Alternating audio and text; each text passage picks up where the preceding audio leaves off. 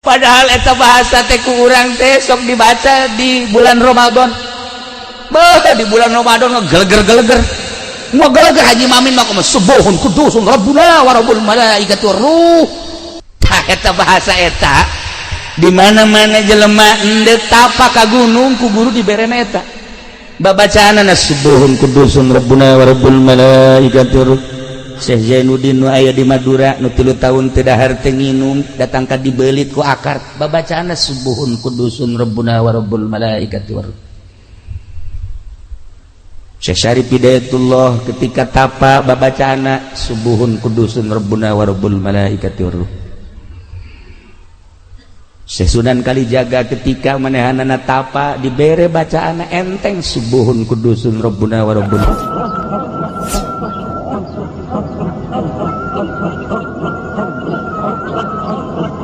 Satu ketika Kangjeng Nabi Sulaiman alaihi salam keur calik nuju calik dina kursi kebesaran nguping suara nu ka kupingna aduh berat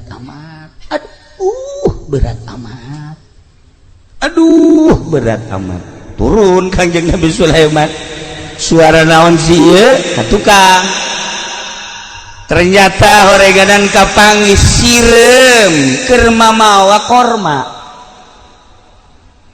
sirem makan segede sirem ai korma mah saletik-letik da korma ge tuh korma maka bawa ku sirem digotong kunyana ku opatan berat cenah berat Kanjeng Nabi Sulaiman langsung assalamualaikum salam caya cek sirem ieu katuh maneh barangnya oh Tuan Raja naon maneh berat-beratan ieu mawa korma teu kabawa atuh maksakeun teuing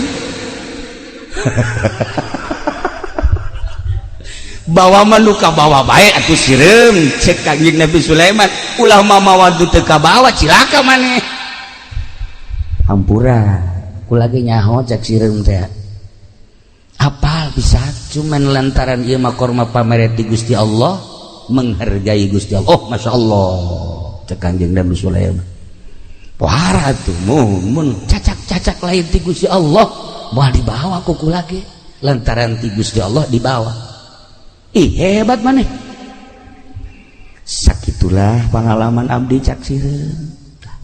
Jadi Kanjeng Nabi Sulaiman mah paham bahasa-bahasa makhluk Allah, bahasa iblis, bahasa setan, bahasa jurig, bahasa hewan-hewan, termasuk bahasa-bahasa arwah-arwah nu geus mararaot. Paham Kanjeng Nabi Sulaiman. Masya Allah karim. Lamun urang nyaritakeun tentang para arwah bacaan geura sejarah Kanjeng Nabi Sulaiman, bacaan sejarah Kanjeng Nabi Ayub alaihi salam, beladirna bacaan sejarah Kanjeng Nabi Isa alaihi salam, geus puguh Kanjeng Nabi urang Kanjeng Nabi Muhammad sallallahu alaihi wasallam. Cek Kanjeng Nabi Sulaiman dibawa ke mana kemana ke tempat ayo bawa ke opatan datanglah ke tempatnya cek Kanjeng Nabi Sulaiman ieu korma segede kieu di dahar bakalna beakna sabaraha poe bulan atau tahun can pernah nggak dahar korma segede kieu janu geus mah paling ge sangu paling ge bubuahan ge lah urut si kolot dahar ngeklek eta kukula mah dibawa teh paling sapoe 2 poe 3 poe seep hari ieu mah segede kieu wallahu a'lam beureun sabulan atau 2 bulan kumaha seepna wae mah tungguan di dieu bawakeun ku Kanjeng Nabi Sulaiman korma hiji gede beulah plek diasupkeun ka botol maneh opatan tah kuari mah ieu diasupkeun ka botol na ieu korma ieu daharan ku maneh sok budak saseepna engkel mun beak bade jade ka kaula beak sabulan beak 2 bulan beak setahun geus maneh teu kudu usaha dibere deui nuhun cek sireum nuhun asupkeun ka botol langsung nyana cara ricik opatan di botol teu di dahar ngan diisep setik di mana lapar henteu lapar mah teh di dahar asal lapar setik disesep bisa bulan ditinggali ku Kangjeng Nabi Sulaiman kok terobah sih masih utuh keneh bae tinggali deui ku Kangjeng Nabi Sulaiman teh sebulan kemudian 2 bulan 3 jauhan terobah-robah geus 3 bulan nah ditanya ku Kangjeng Nabi Sulaiman sireuh hari ieu korma ti aing kok terobah sih hampura Tuan Raja kula teu wani ngadahar pan ayo korma nu kamari mah ku kula di dahar ayo ieu moal di dahar naon bedana ari korma nu itu mah menang ngadoa ti Gusti Allah kula usaha dibere ku Gusti Allah pamere Gusti Allah nikmat luar biasa ari ieu mah ti anjeun lantaran anjeun sanajan raja tur nabi rasul deui tetep makhluk kayakinan kula mah lain ka makhluk jaka Gusti Allah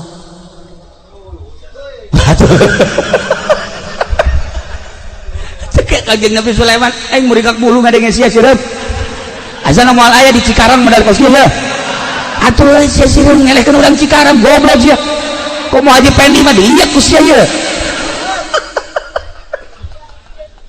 Masya Allah sireup hampura jak sireup kula teu pernah bergantung ka makhluk lantaran lamun kula bergantung ka makhluk ieu korma ku kula di dahar di mana sae pula neangan di Tuan Raja hati cekna teu hayang-hayang teuing sebab sagede Tuan Raja Nabi Rasul sugih dibandingkeun jeung kakayaan Gusti Allah nanaonan mun jadi nyarekan aing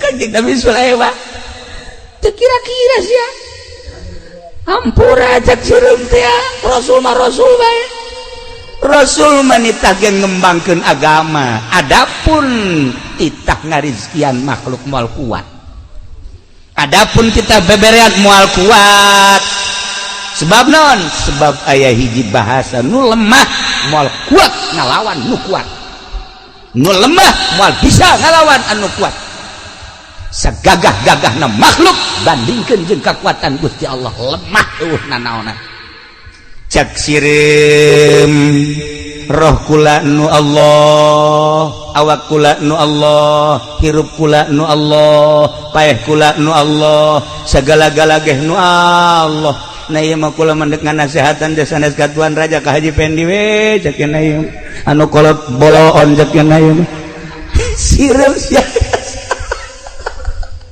nasihat poho raja sata sireup lantaran engkepan kula ge bakal paeh di mana paeh teh masyaallah karim sok inget we ka bahasa Tuan pantuan pernah nganasehatan Tuan Raja ketika salah saurang hamba Tuan anu hamba Tuan teh kapan meuli hiji imah menta transaksi di hareupeun Tuan pantuan pernah nyeun transaksi na teh kapan 4 perkara mait meuli imah ti mait anu batasanana aya 4 di negara pinuh ku dosa yakni dunia na iyalah batasanana hiji belah kulon batasanana adalah maut belah wetan batasanana kuburan belah kidul batasanana hisab belah kaler batasanana surga atawa neraka kadengin teu ku Tuan Raja sireup maisnya mondok di mana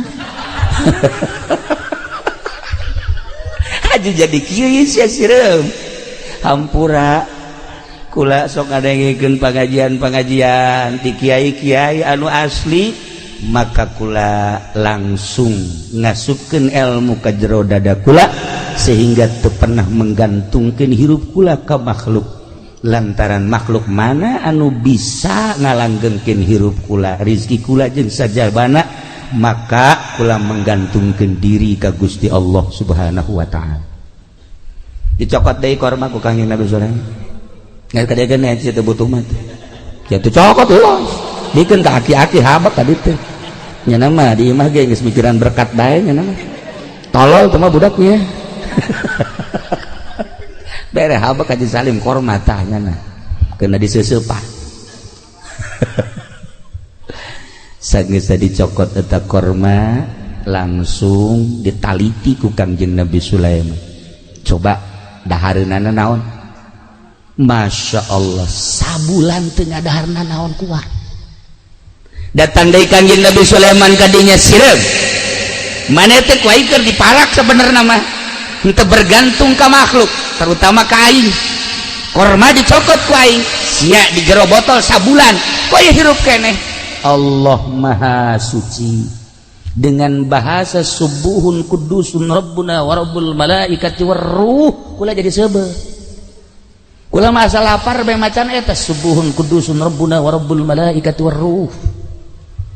Ji cek Kanjeng Nabi aing ge maca eta teu sebel. Sia jadi sebel.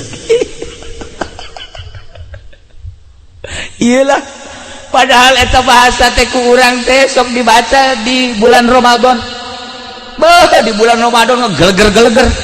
Mau geleger Haji Mamin mah kumaha subuhun kudusun rabbuna wa rabbul malaikati warruh. Tambah lapar.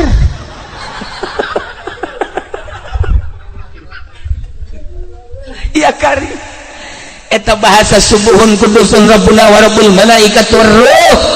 Rabbuna wa rabbul malaikat dibaca ku urang pangaruh, bahkan meureun tambah lapar, tambah gering. Baca ku para solihin dampakna beda, baca ku para aulia Allah dampakna beda. Komo dibaca ku para nabi-nabi Allah subuhun kudusun rabbuna wa rabbul malaikat warruh. Lain bahasa letik-letik. Subuhun maha suci Allah, kudusun maha bersih Allah, rabbuna pangeran abdi sadaya, wa rabbul malaikah jeung pangeran para malaikat, warruh jeung pangeran ruh, bahkan ruh di manaan ku malaikat Jibril sakapeung waktu. Tah eta bahasa eta di mana-mana jelema endeu tapa ka gunung ku guru diberena eta. Babacaanna subuhun kudusun rabbuna wa rabbul malaikati warruh. Syekh Zainuddin nu aya di Madura nu 3 tahun teu dahar teu nginum datang ka dibeulit ku akar babacaanna subuhun kudusun rabbuna wa rabbul malaikati warruh. Syekh Syarif Hidayatullah ketika tapa babacaanna subuhun kudusun rabbuna wa rabbul malaikati warruh. Syekh Sunan Kalijaga ketika manehanana tapa dibere bacaanna enteng subuhun kudusun rabbuna wa rabbul malaikati warruh. Jadi pendit apa subuhun kudusun rupae.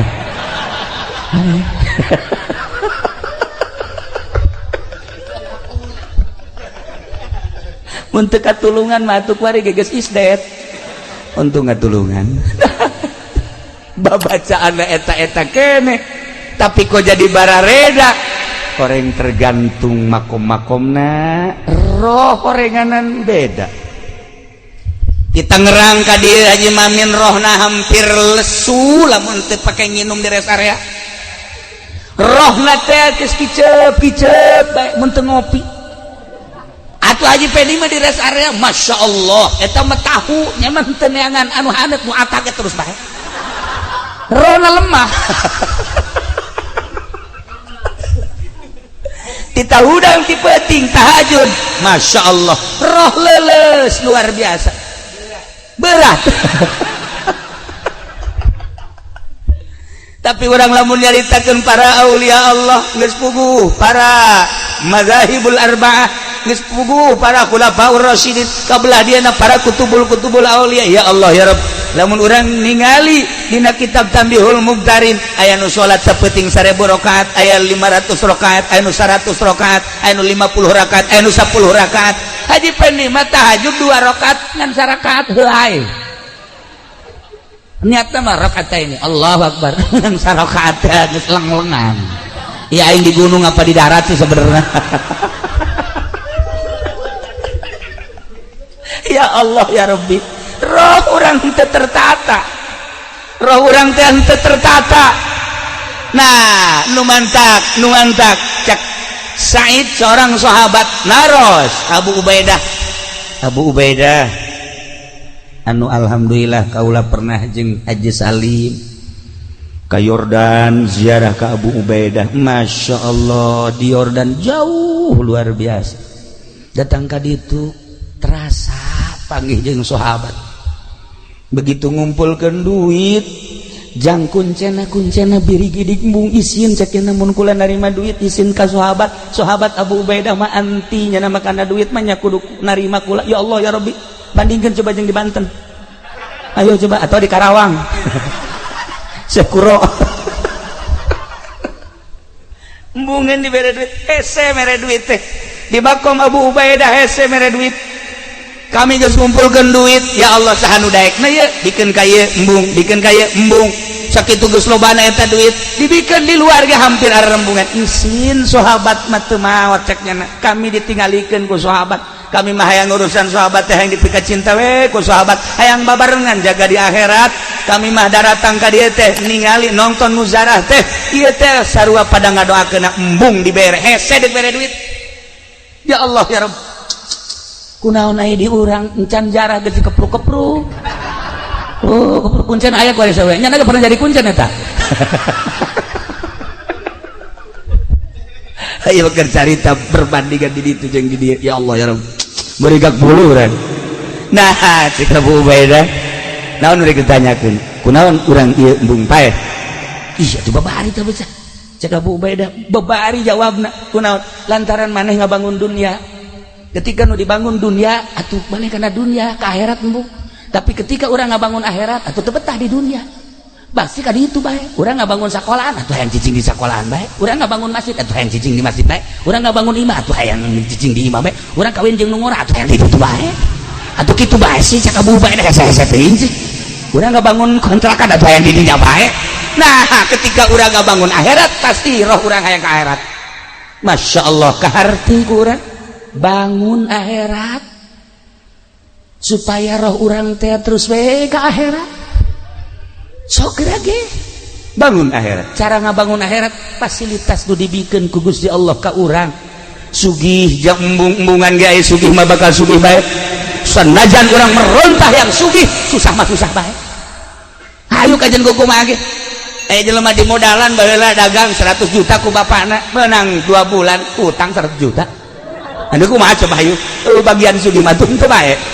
Hi aya deui jelema di modalan ku kula ieu bae nya, aya urang seberang cerik di modalan ngan seukur 500.000 wari geus boga jongkona loba. Sekian 12 tahun atau 15 tahun ka tukang. Masya Allah luar biasa. Aya geus aya bagian sugih mah sugih bae, fasilitas nu aya nu dibikeun ka urang segala-galana kudu ditarima. Sugih nang Allah, susah nang Allah, sehat nang Allah, susah nang Allah, gering nang Allah, dan lain-lain sebagainya nang Allah kudu tumarima. Naon pamere Allah, fasilitas etalah nu kudu digunakeun pake nyebrang ti dunia ke akhirat. Sakitu sok gerage. Mata ketika Kangjeng Nabi Ibrahim alaihi salam diangkat jadi Khalilullah, protes kabeh. Protes. Kangjeng Nabi Ibrahim teh kapan tukang nyuguhan tamu nya. Antara Suriah Mesir dijieun pos-pos pedagang-pedagang melewati pos jana kudu dahar bae. Antara Suriah Mekah nyieun pos-pos paranti nyuguhan. Moal bisa nyuguhan atau pangkat Haji Pendi mah. Jajangnya lagi hararese. Atuh pan sugih berarti Kangjeng Nabi Sulaiman umatak bisa nyuguhan teh. Nah, lamun hayang nyaho kasugihan Kangjeng Nabi Ibrahim gitu. Kasugihan Kangjeng Nabi Ibrahim heulanan anu tertera dina riwayat embena nu aya di gunung 15.000 embe. Eta nu aya di gunung 15.000 embe. Onta 15.000 onta. Sapi 15.000 sapi. Sugan urang mah Kangjeng Nabi Ibrahim teh susah. Sugih. Matak jada mas nyuguhan ndek pake nyuguhan naon aya susah. Ndek pake nyuguhan. Assalamualaikum Haji Pendi. Waalaikumsalam. Ieu kula candar sarua jeung aing. Ndek kumaha nyuguhanana. Tapi lamun ka Haji Salim, waalaikumsalam. Ieu kula candar. Dahar di dapur sia sadaekna sia, jeung piring-piring bawa ku sia. Kan ngeunaheun. Datang ka Haji. Heh kalau tolol budak. Datang ke Haji Jari. Waalaikumsalam. Kula candahar ya. Dahar ayo sadaekna sia, berkat bila perlu. Balik bungkus ku sia. Kan ngeunaheun. Coba ka Haji Pendi. Waalaikumsalam candahar. Aduh sarua. Nah, ikir carita Kangjeng Nabi Ibrahim teh sugih. Begitu diangkat jadi khalili, cak Gusti Allah, anta khalili ya Ibrahim. Protes, setan protes. Boro-boro setan, malaikat protes. malaikat kabeh protes demo, ya Allah ya Rob, masa si nusugih jadi kakasih Tuhan teka harti ku mah nusugih jadi kakasih Tuhan teka harti kajian kuku mage biasa mah nu susah anu geus teu hayangkeun kana dunya hehe cek Gusti Allah urusan hayang teu hayang lain urusan boga jeung teu boga tapi ta'alluqna dunya ta'alluqna hate kana dunya ai maneh kumaha malaikat teu biasana we waliullah anu sok di guha bae waliullah anu sok di gunung bae waliullah anu sok di imah teu boga naon ih maneh meningali nangan sabelah mata nu seja nu sugih loba nu aing diangkat jadi khalil jadi kekasih ente kula mah protes teu senang lamun Ibrahim dijadikeun kakasih Tuhan aya nu leuwih hebat tibatan eta sebab kula neuleuh cek malaikat di gunung 15.000 embe 15.000 onta 15.000 sapi Jibril cek Gusti Allah nun Gusti cek kakholilan Ibrahim cek kumaneh mangga Gusti datangkan Nabi malaikat Jibril alaihissalam ngarupa manusia pas kangjeng Nabi Ibrahim keur mujurna di gunung Maraban ilu Maraban zohirna doang hati nama Allah Allah Allah Allah Allah Allah aja ini mah pandagang teh ya zohiron wa batinan kangjeng Nabi Ibrahim atur ente pernah dihitung ka manu hitungannya batur ente pernah nikah hayang batur sama kangjeng Ibrahim aya eueuh kumaha Gusti Allah teu jawab kangjeng Nabi Assalamualaikum Waalaikumsalam nah anjeun di mana ya abdi hamba Gusti di mana hamba Gusti we naon ka dieu subuhun kudusun rabbuna wa rabbul malaikati war ruh lain deui mah ieu lain deui aya naon ieu kula mah sakieu hungkul ieu embe jumlahna cek masyarakat nu nyaho 15.000 kula hayang sepertiluna bae cokot cek kanjeng Nabi Ibrahim cokot berarti mana hayang 5.000 bawa kabeh 5.000 aya teh tukang ngangona hadam 5.000 embe geura bikeun tah ka jelema ieu malaikat Jibril pohara we wah kadi ditongton ku malaikat Masya Allah malaikat geus gitu ya Allah orang mementa boro-boro menta karung 1.000 ka Haji Pendi menta 5 bae kudu mayar bae can orang gratis cicing enak deui cek kanjeng Nabi Ibrahim asana kula lamun 5.000 mah ieu encan cukup lantaran susuguh kula luar biasa tamuna subuhun kudusun rabbuna wa rabbul malaikati war ruh hayang sabaraha deui hayang 5.000 deui bae hadap 5.000 deui bikeun ka nya cak kadang atuh Tuhan ul tugas ge ulah mau sia mah titah ku aing ulah mau bikeun cak hadam ambo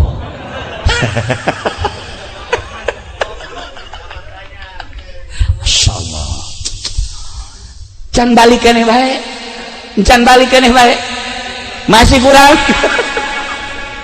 aya naon deui cek kanjeng Nabi Ibrahim asana kurang keneh ieu kula sabaraha deui mun 5.000 deui beakeun kabeh hadam beakeun kabeh na ieu 15.000 cak batur na ieu mah geus bikeun ka nyana jeung maneh-manehna jang ngangon los ka ditu kabeh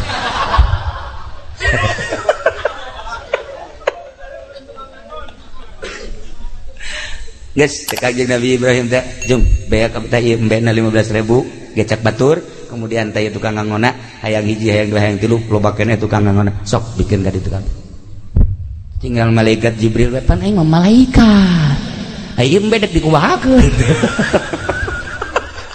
aing mah dahar tilok gajual embung aduh rek wae dijurukeun ku kanjeng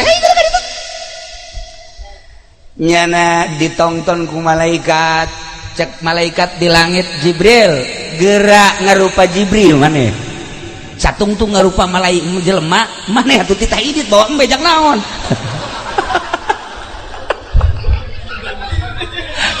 oke cek malaikat Jibril aing neuk mau embe ka mana aya geus dah ngarupa langsung set subuhun kudus eta bahasana bahasa subuhun mentek lain lalagaan eta wiridan teh matak lamun dipakai ku urang bahasa malaikat Jibril eta subuhun kudusun dibaca ku urang Masya Allah karim loba anu geus kataekan naik mobil ya lamun kurang dibaca subuhun kudusun rabbuna wa rabbul malaikati waruh dibaca terus bisa jadi cepet ieu mah kula mah kamari betah mudik ye jeung Pak Haji Salim ye kula lalaunan maca padahal mah teu dihusu-husu henteu tuh sia teh mah bohong sia mah sok atuh tuturuti tolong ya nage hareranan barang datang ke Garut nasa sih ke Garut cuma 2 jam aneh nah itu teh dicoba padahal man teh dihusu-husu ngan inget bae ka abah almarhum jadiahan bae subuhun kudusun rabbuna wa rabbul malaikat subuhun kudus Masya Allah dipikir-pikir reureun bae di rest area kebal jasa di rest area jah Haji Maminah yang ngabasoh heula nya mah rohna lemah jasa sarua aja Haji Pendi pohara tah mah mun teu dibasohan teu datang ke Garut tapi sakitu lilana saja maluwi kok masih cepat baik nah ieu bahasa malaikat Jibril subuhun kudusun rabbuna wa rabbul malaikati waruh nya langsung ngarupa malaikat kaget Kanjeng Nabi mana anta anjeun sebenarnya saha Jibril Masya Allah maksudna kula diutus ku Gusti Allah titah ngecek kakholilan anjeun lantaran ketika Allah ngangkat derajat ka anjeun sebagai khalilullah malaikat kabeh protes kusugihna anjeun termasuk makhluk-makhluk Allah di dunia kusugihna anjeun protes henteu setuju dengan derajat kakholilan Allah ngutus kula untuk mengecek ternyata henteu diengkekeun mental 5.000 tah 5.000 tah 10.000 tah ternyata malaikat kabeh kuari geus ngohekeun bahwa anjeun teh berpangkat khalilullah cek Kanjeng Nabi Ibrahim teu perlu ku makhluk kula makhluk mah sanajan malaikat deuk percaya deuk henteu nu penting mah kula mah jeung Allah tuh kitulah jelema luhur ya Allah ya Rabb lamun urang nyaritakeun seputar jelema luhur kapan manusia teh aya 3 tahap aya hayawani aya ruhbani aya robbani ketika manusia berpangkat hayawani cara urang ibadah teh hiji kudu make baju bagus bae 2 kudu loba jelema bae katilu lamun teh amah teh hayang kalem teh cumpon bae eta bedek berjamaah bae Haji Pendi maka masjid hei dak aya berjamaah aing imamna bae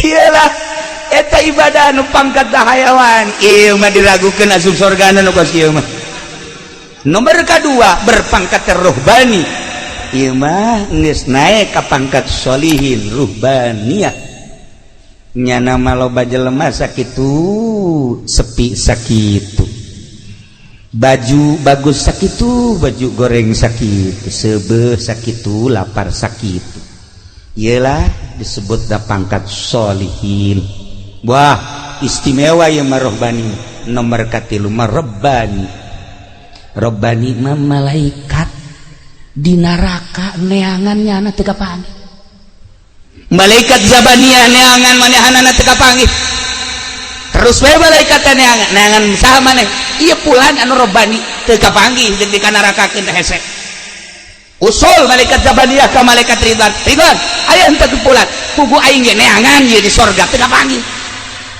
ku aing teh diasupkeun ka sorga ditangan ku aing di mahsyar teu kapanggih ahli neraka malaikat neangannya teu kapanggih ahli sorga asli sorga malaikat ridwan neangannya teu kapanggih di mana kasih jelema usulnya ka Gusti Allah ya Allah ya Rabb ieu catatanana geus aya di dieu tah jelema mah tapi ieu di neraka eueuh di sorga eueuh di mana ayana cak Gusti Allah panjenengan mah pangkat teh rebani atuh kumaha aing bae urusan ada tuh mah aing bae etan matak ayo di Jakarta toko rebani cangcut malulu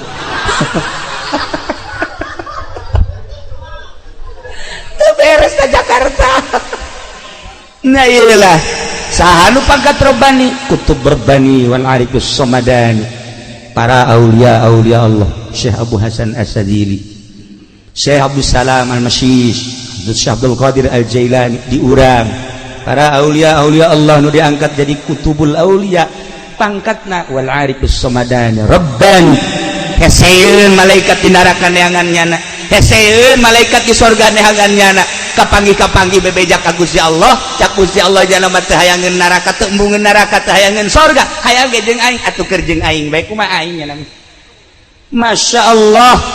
Nah ieu urang cerita seputar ruh urang aya di mana, apakah di hayawani, apakah di rohbani, apakah di robbani, apa di rohbani. Deres kene masih hayawani, hayang kalem ge masih kene susuitan nya nandek salat ge. Susuit salat, salat. Eta mah nandek salat susuitan tolol. Hayang kanyawan ku tatangga paklon. Nah, deres kene lah masih kene salat kene bae sanajan ka neraka engke wayahna mah dicabut ieu. Tetapi lamun enggeus kafir, musyrik, munafik, geus teu mangakui kanu nyieun diri urang ieu nu cilaka jasa. Para jamaah kaum muslimin wal muslimat rahimakumullah, lamun urang nyaritakeun seputar ruh atupan aya parantina jang urusan roh. Urusan awak mah gering dokter, urusan ruhani gering atuh kiai. Kiai nu mana cenah atuh kadi itu ka Kiai Golkar coba sih ada tuh. Atuh urang bego kudu salah. Naon sih? Ieu roh kura gering ieu. Geus sarua cek nya. Nonton bola bae bareng atuh di dieu tuh. Kitulah para jamaah aya bagian-bagianana moal melenceng ka jen kukumaha ge ahlina aya bagian ruhani anu nyahoeun nyana roh ieu mah kieu roh ieu mah kieu insyaallah aya jasa anu nyahoeun. Nu mantak teu sembarangan mursyid mere wiridan teh ieu mah cukup sholawat bae sholawat teh sholawat ieu mun cara obat cukup ku bodrek cukup ku prokol cukup ku naon deui kitu ngaranna dan lain-lain obat warung lah engke geus rada kronis nah karak naik engke ka dokter kitulah ahli ruhani. Jadi kesimpulanna mah awak urang mah jasad ketika roh geus kaluar digotong dikubur seminggu 2 minggu buka ku urang getih nana geus eueuh nanaon sebulan 2 bulan tulang taleng geus eueuh hargaan nu kuari di mama-mama di buya-buya isuk pageto mah dilatungan nu kuari di komandan-komandan isuk pageto hileudan nu kuari dipoles ku urang boh awewe mah moal ke timimiti putih koneng hidung wah para jasa isuk pageto beak pokona mah kajen kumaha ge nu jadi kebanggaan ayeuna ludes di jero kubur ruh urang anu baheula Allah nyarios wa nafakhtu fihi mir ruh mantak aslina awak urang aslina jasad urang mah lain awak wa amma haqiqatuka fahiya mutawariyatun khalfal izdiwaj panjang mun urang nyaritakeun ruh jeung di diri urang aya ruh bakal nikmat urang menyaritakeun ruh bakal nyaho urang ka makom manusia anu boga makom boga hal pangkat manusia kateropong ku ahlina urang mangan sakadar nyaritakeun tur paling ge urang mangan sakadar cinta ka ahli Allah subhanahu wa ta'ala wa adnan nasib at-tasdiq wa taslim panghandapna bagian kewalian tentang ruhani geus bae urang pasrah jeung percaya sebab naon urang nyaritakeun tentang zuhud nyaritakeun tentang riyadhah nyaritakeun tentang mujahadah ngan sakadar di bibir ngalaksanakeunna mah hesena luar biasa.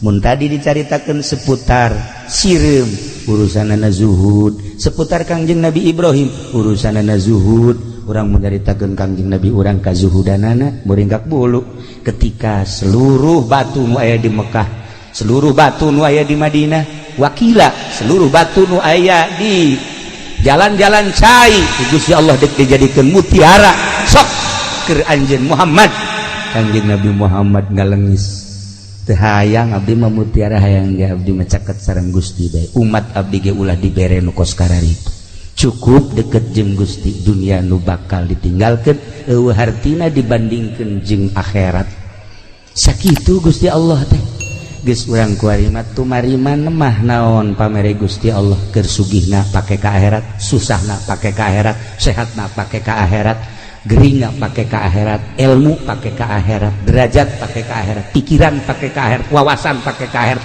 Bangunlah akhirat abeh urang